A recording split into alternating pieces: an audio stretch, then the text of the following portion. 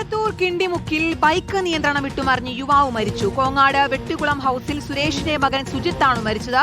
കൂടെയുണ്ടായിരുന്ന സുഹൃത്തിന് പരിക്കേറ്റു. ഇവരും ടെക്സ്റ്റൈൽസിലെ ജീവനക്കാരാണ്. ഇക്ബാൽ അറക്കലുണ്ട്. വിശദാംശങ്ങൾ ഇക്ബാൽ, എങ്ങനെയാണ് അപകടമുണ്ടായത്? കൂടെയുള്ള സുഹൃത്തിന്റെ ആരോഗ്യനില തൃപ്തികരമാണോ?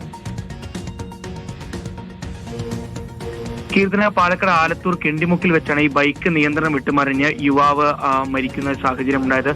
കോങ്ങാട് വെട്ടുകുളം ഹൌസിൽ സുരേഷിന്റെ മകൻ സുജിത്താണ് മരിച്ചത്. കൂടെ ഉണ്ടായിരുന്ന ആദർശിന് പരിക്കേറ്റുണ്ട്.